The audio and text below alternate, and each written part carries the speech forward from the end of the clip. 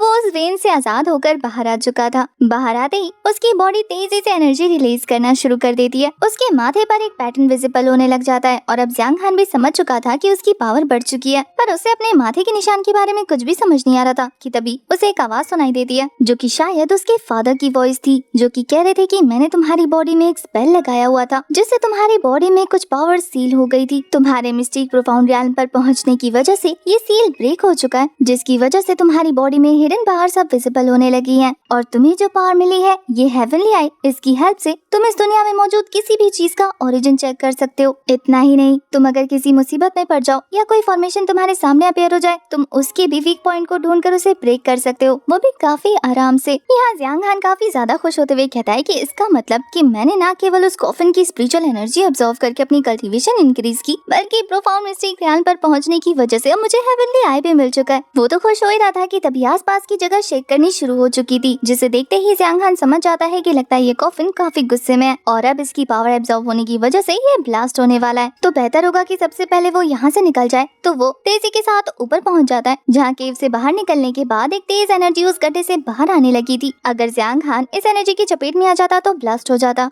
बाहर आने के बाद जियांग खान जियांग पेंग को आवाज लगाने लगता है, क्योंकि वो जानता था कि वो उसके इंतजार में यहीं बैठा होगा। पर जब उसे कोई नजर नहीं आता, वो समझ जाता है कि ये डर के मारे यहाँ से भाग गया। और अब जियांग खान जिस फॉर्मेशन में ट्रैप हो चुका था, वो उसका ओरिजिन ढूंढने लगता है, यानी कि उसका वीक पॉइंट, जिसके लिए वो अपने हेवनली आई का यूज कर रहा था। जिसके बाद तो उसे सारी चीजें एकदम एचडी क्वालिटी में नजर आने लगती है और बिल्कुल स्लो मोशन में। थोड़ा सा ढूंढने पर उसे फॉर्मेशन का वीक पॉइंट एक स्नेक के स्टैचू पर मिलता है, जिस पर जबरदस्त एनर्जी के साथ हिट करने पर वो रियल वर्ल्ड में वापस आ चुका था। वापस आने के बाद हमारे जियांग खान को जंगल के बीचों बीच से तेज एनर्जी रिलीज होती हुई दिखाई देती है और वो समझ जाता है कि उसके दोस्त वहीं होंगे। वहीं दूसरी तरफ जाओ ये पर भी 2 मास्कमैन ने हमला करना शुरू कर दिया था। जाओ ये की हालत देखकर लग रहा है कि वो काफी देर से फाइट कर रही है और काफी बुरी तरीके से थक भी चुकी है, लेकिन फिर भी वो हार नहीं मान सकती, क्योंकि ये लोग हाथ धोकर उसे मारने के पीछे पड़े हुए हैं। तो वो अपनी पूरी ताकत लगाकर अपने हैमर से उनके अटैक्स को ब्लॉक कर रही थी, पर एनर्जी एग्जॉस्ट होने की वजह से वो ज्यादा देर तक उन लोगों के आगे टिक नहीं पा रही थी। वो बंदा तो इसी मौके का फायदा उठाकर कि जाओ ये वीक है, उस पर एक जबरदस्त थ्रो कर देता है, जिससे वो बुरी तरीके से हिट हो चुकी थी। उसका वेपन भी उसके हाथ से छूट जाता है, पर तभी वहाँ पर हमारे हीरो की एंट्री होती है, जो कि काफी कूल तरीके से उसे संभाल लेता है। और जाओ ये तो जियांग खान को देखकर उसी मोमेंट में खो जाती है। एक तो बंदा हैंडसम, ऊपर से हमेशा हीरो की तरह आकर उसे बचा लेता है। जियांग खान को वहाँ देखने के बाद जाओ ये खुश हो जाती है। वो कहती है कि क्या तुमने उस फॉर्मेशन को ब्रेक कर दिया था? अगर फॉर्मेशन ब्रेक नहीं करता तो यहाँ कैसे आता पागल? तभी जियांग पेंग को दिखाते हैं, वो फिर से 2 मास्कमैन के साथ हाजिर हो जाता है। उसे लग रहा था कि जियांग खान मर चुका होगा, इसलिए वो यहाँ पर जाओ ये और लियांग को मारने के लिए आ गया था। जियांग खान को जिंदा और सही सलामत देखने के बाद वो कहता है कि काफी मोटी चमड़ी का आदमी है तू, इतनी जल्दी नहीं मरा। पर जियांग खान ने तो उसकी बातों को पूरी तरह से इग्नोर कर दिया था, जैसे कि उसने कुछ सुना ही ना हो। वो तो जाओ ये से पूछने लगता है कि वो लियांग और टियानियो कहाँ है, छोटा पिगी।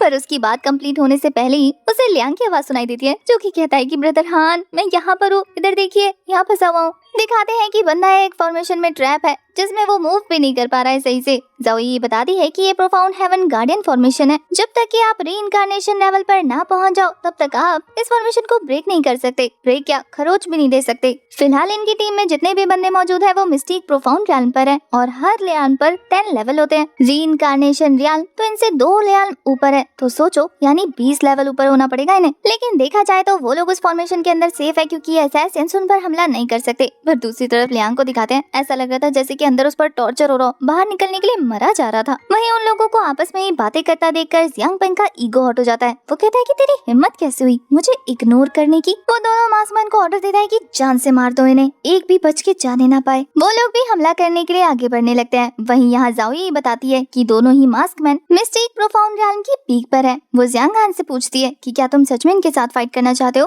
पर वो तो अपना डैगर निकालकर पहले से ही रेडी था, कहता है कि मैं डरता हूँ क्या? जाओ यी ने प्लान बनाया था कि हमें मिलकर अटैक करना होगा, तभी हम इन दोनों पर भारी पड़ पाएंगे। तो जियांग हान भी डैगर लेकर हमला करना शुरू कर देता है, जहाँ इस बार हमारा जियांग हान उस मास्कमैन पर भारी पड़ रहा था। ऑब्वियसली हमारे हीरो की कल्टीवेशन जो बढ़ गई है। वहीं दूसरे वाले बंदे को हमारी जाओ यी संभालने लग जाती है। पहले तो 2 थे, इसलिए उसे संभालने में प्रॉब्लम हो रही थी, पर अब तो 1 है, आराम से हैंडल कर लेती है। उल्टा एक हथौड़ा मारकर उस बंदे का मुंह ही टेढ़ा कर देती है। इसी बीच दूसरा वाला मास्कमैन उस पर स्नीक अटैक करने वाला था। उसने तो अपने वेपन को हमारे जाओ यी की तरफ थ्रो कर दिया था, जिसे बचाने के लिए जियांग हान शेप शिफ्टिंग शैडो टेक्निक का यूज करके उसके पीछे पहुंच जाता है और ये अटैक उसे काफी बुरी तरीके से हिट करता है। पर वो उस बंदे को दूर धकेलने में सक्सेसफुल हो चुका था। यह जियांग हान की हालत भी कुछ ठीक नहीं लग रही है। वहीं जियांग पेंग समझ चुका था कि ये लोग ज्यादा देर तक टिक नहीं पाएंगे, इसलिए उन्हें धमकी देते हुए कहता है कि कितनी देर और जिंदा रहोगे, ज्यादा देर तक तुम अपने से ताकतवर लोगों को होल्ड बैक नहीं कर सकते। वहीं ये दोनों मास्कमैन काफी तेजी से उनके आजू बाजू चक्कर लगाते हुए वहाँ पर एक फॉर्मेशन क्रिएट कर चुके थे। जियांग हान और जाओ यी को समझ नहीं आ रहा था कि वो इस फॉर्मेशन को कैसे ब्रेक करे।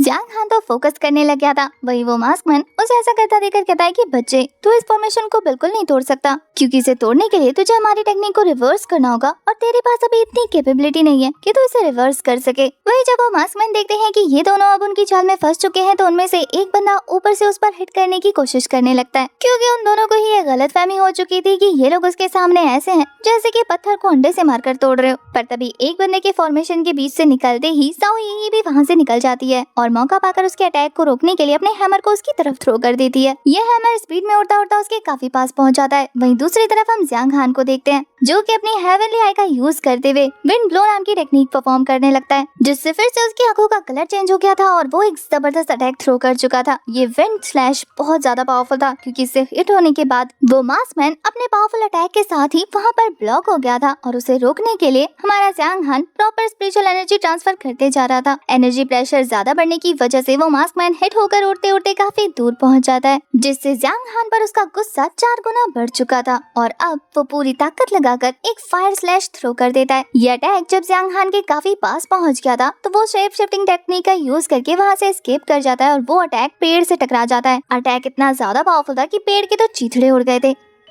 जब वो मास्कमैन जियांग हान को उसकी जगह पर नहीं देखता, तो वो देखकर हैरान रह जाता है कि आसपास उसे कहीं भी जियांग हान नजर नहीं आ रहा। पर तभी उसका साथी उसे चौकन्ना करते हुए कहता है कि तेरे पीछे है बेवकूफ, संभाल खुद को। पर तब तक काफी देर हो चुकी थी, क्योंकि हमारे हीरो ने उस पर एक जानलेवा स्ट्राइक थ्रो कर दिया था, जिससे हिट होने के बाद उस बंदे के मास्क के अंदर से ही उसका चेहरा पूरा चिथड़ा उठ चुका था और देखते ही देखते उस बंदे का खेल खत्म हो जाता है। अपने साथी को मरता देखकर दूसरे वाले को गुस्सा आ जाता है, वो भी जियांग हान के पीछे लग चुका था। पर इससे पहले कि वो जियांग हान पर अटैक कर पाता, तभी पीछे से हमारी जाओ यी गुस्से में आकर उस पर हैमर मारते हुए कहती है कि तेरी हिम्मत कैसे हुई, मैं वहाँ तुझसे लड़ रही थी और तू वहाँ से भाग कर आकर मेरे जूनियर ब्रदर पर हमला कर रहा है। वो मास्कमैन तो उसके पावरफुल अटैक को ब्लॉक कर रहा था और वहीं जाओ यी कहती है कि तेरी ओपोनेंट मैं हूँ, तो अगर मुझे छोड़ के गया ना तो देख लियो, इसी हैमर से मारकर पिचका दूंगी। और फिर वो उसके बैंड बजाते हुए कहती कि तुझे क्या लगा कि तू एक साथ दो लोगों को संभाल सकता है? तूने खुद को इतना बड़ा तोप समझा हुआ है, या फिर तू मेरी इंसल्ट कर रहा है कि मैं तुझे अकेले नहीं मार सकती? अगर ऐसी बात है ना, तो तूने मुझे चैलेंज कर लिया और अब तो मैं तुझे मार कर दिखाऊंगी। और वो बात करते करते उस बंदे को इतनी बुरी तरीके से उलझा देती है कि वो बंदा जियांग हान के बारे में भूल जाता है और वो पीछे से आकर उस पर हमला कर चुका था। असल में जाओ यी उसे डिस्ट्रैक्ट कर रही थी ताकि जियांग हान उसे मार सके। उन दोनों मास्कमैन को निपटाने के बाद जियांग हान जाओ यी से पूछता है कि क्या तुम ठीक हो? वो तो उसे छेड़ते हुए कहती है कि मैं तो ठीक हूँ, लेकिन तुम बताओ, कुछ ही घंटों में ब्रेक थ्रू करके मिस्टिक प्रोफाउंड ज्ञान पर पहुँच गए। इसका मतलब तो ये है कि तुमने अपने अंदर काफी कुछ छुपा के रखा हुआ है। हम तो तुम्हारे टीममेट्स हैं, आखिर हमसे कौन सी बातें छुपाना? बताओ इतनी जल्दी इतनी तेजी से आगे कैसे बढ़े? कोहनी मारकर बड़े मजे से पूछ रही थी। पर जियांग हान कहता है कि ये तो बस मेरा लक था, जो मुझे इतनी अच्छी अपॉर्चुनिटी मिल गई और मैंने उसका फायदा उठाते हुए ब्रेक थ्रू कर लिया। पर वो इसके बारे में आगे बता पाता कि तभी जियांग पेंग उस पर अपनी स्वॉर्ड से हमला करते हुए कहता है कि तू आज मेरे हाथों से मरेगा। ये बोलने के बाद अटैक कर देता है, बिना ये सोचे कि 2 असैसिन्स हमारे हीरो के हाथों से मारे जा चुके हैं। वो उससे ज्यादा पावरफुल थे, पर फिर भी जियांग हान के हाथों से भिड़ जाता है। जियांग हान ने तो उसे ऐसे जमीन पर पटक दिया था जैसे कि उसने कोई मच्छर मार दिया और फिर वो उसे अपने पाँव के नीचे दबा देता है। अब तो उस बंदे की फट चुकी थी। वो कहता है कि जियांग हान, तुम्हें क्या लगता है कि तुम क्लाउड ड्रीम पवेलियन में किसी को भी ऐसे ही मार सकते हो? अगर तुमने मुझे बिना एक्सप्लेनेशन के मारा तो फिर क्लाउड ड्रीम पवेलियन के लोग तुम्हें जिंदा नहीं छोड़ेंगे। वैसे तो जियांग हान उसकी धमकियों से नहीं डरता, लेकिन पवेलियन के रूल्स काफी ज्यादा स्ट्रिक्ट थे, इसलिए वो जाओ यी से पूछने लगता है कि इसका क्या करना है। जाओ यी कहती है कि क्यों ना इसे मॉम के पास ले जाए, वही देख लेगी कि इसका क्या करना है। साथ ही इसकी मदद से हमारे पास प्रूफ करने के लिए स्ट्रॉन्ग एविडेंस होगा। पर दूर से उनकी बातें बातें एक गोल्डन फॉक्स सुन रही थी, जो कि अपनी पावर का यूज करके उस पर हमला कर देती है। जिस हमले से बचाने के लिए ज़ाओई को जियांग हान अपनी तरफ खींच लेता है, पर उस हमले से हिट होने की वजह से बेचारा जियांग फेंग मारा जा चुका था। उस गोल्डन फॉक्स को देखने के बाद वो दोनों ही हैरान थे और उन्हें समझ नहीं आता कि आखिर उसने जियांग फेंग पर हमला क्यों किया। तभी ज़ाओई जियांग हान से कहती है कि ये वही गोल्डन फॉक्स है ना, जिसे ढूंढने के लिए तुम क्लाउड ड्रीम सिटी आए थे, तुम्हारे पेरेंट्स से लिंक्ड बीस्ट। पर इस जंगल में तो काफी और भी बीस्ट हो सकते हैं ना, इसलिए जियांग हान श्योर नहीं था कि क्या ये वही गोल्डन फॉक्स है जिसे वो ढूंढना चाहता है। तभी लियांग ब्रदर ब्रदर करता हुआ उनके ऊपर झपटने वाला था। उसकी बॉस तो बीच में से हट जाती है क्योंकि उसे पता है कि यादें कहाँ चिपकता है। तो बस फिर क्या था, लियांग की सीधा लैंडिंग होती है जियांग हान के ऊपर। वो तो कहता है कि ब्रदर आपने मेरी जान बचाई, फिर से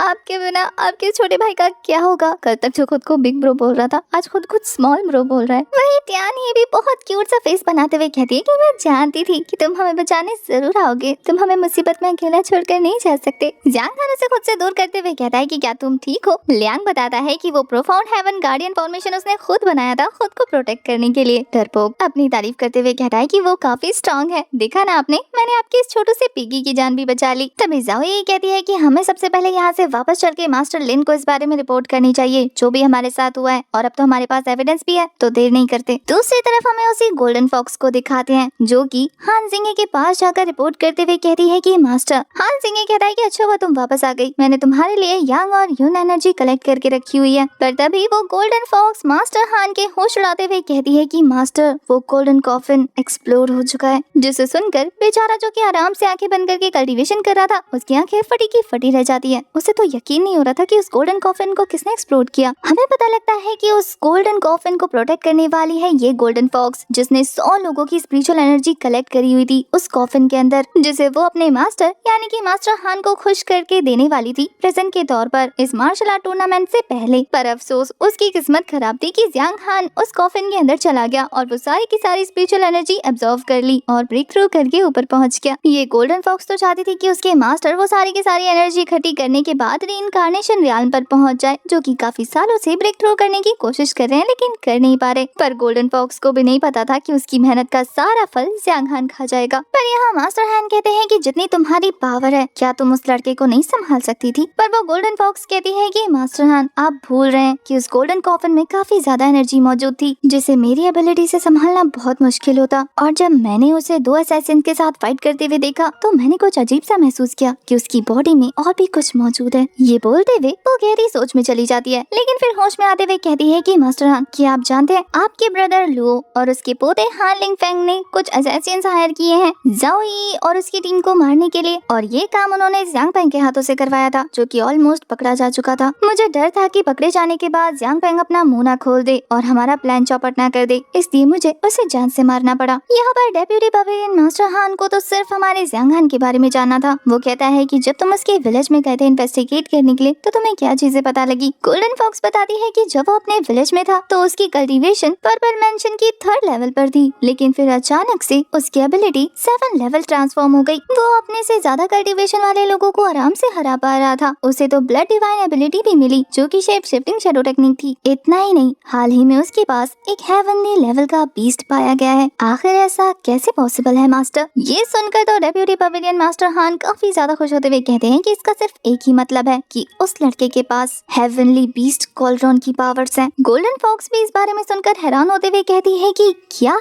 हेवनली बीस्ट कॉलरॉन उस लड़के के पास है, तो क्या इसका मतलब ये है कि वो डिसेंडेंट है उन दोनों का। अब ये मोहतरमा किन दोनों की बात कर रही है ये तो हमें आगे के एपिसोड में पता लगेगा, क्योंकि इसी सीन के साथ हमारा ये वाला एपिसोड हो जाता है खत्म।